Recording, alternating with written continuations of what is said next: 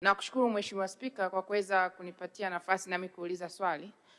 Wananchi wa mtaa wa Nyakienene na Nyasebe waliopo kata ya Nyandoto hawana kabisa mawasiliano kwa sababu daraja la Mtomoli ambalo linaitwa daraja la Nyasebe halipo kabisa, limeharibika. Yaani hamna, walikuwa wameweka miti lakini imeondoka. Na tumekuwa tunapoteza wananchi. Hata juzi tu tumetoka kuzika na jana pia kuna mzee wa Mbura Nyamaka amepelekwa na maji. Nikataka nione kwamba, nauliza sasa, serikali ione kwamba kuna udharura wa kuhakikisha wanajenga lile daraja ili kurudisha mawasiliano kati ya Nyasebe na Nyakienene, kwa sababu wanapoenda kuchunga na kulima lazima wapite hiyo sehemu ya Mtomoli. Mheshimiwa Waziri.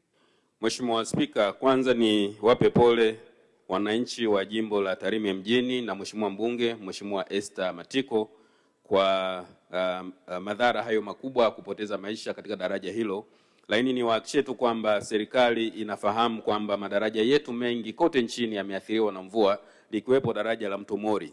Na tayari tulishatoa maelekezo kwa mameneja wetu wa wilaya na mikoa kuleta taarifa rasmi ya tathmini ya gharama zinazohitajika kwa ajili ya matengenezo, lakini pili kufanya matengenezo ya dharura pale panapowezekana ili angalau yale madaraja yaweze kupitika. Kwa nitumie nafasi hii Mheshimiwa Spika, kwa niaba ya Waziri wa Nchi, Ofisi ya Waziri Mkuu TAMISEMI, niwaelekeze na kuwasisitiza meneja wa TARURA mkoa wa Mara na Tarime wafike katika eneo hilo na kuona njia nyepesi rahisi ambayo inaweza kufanyika kwa sasa ili wananchi waendelee kupita kwa usalama wakati tunasubiri kwenda kulijenga daraja hilo kwa hatua ya kudumu. Kwa hiyo tulifuatilia hilo Mheshimiwa mbunge kuhakikisha kwamba tunaokoa maisha ya wananchi, lakini pia tunarahisisha usafiri wa wananchi katika eneo hilo.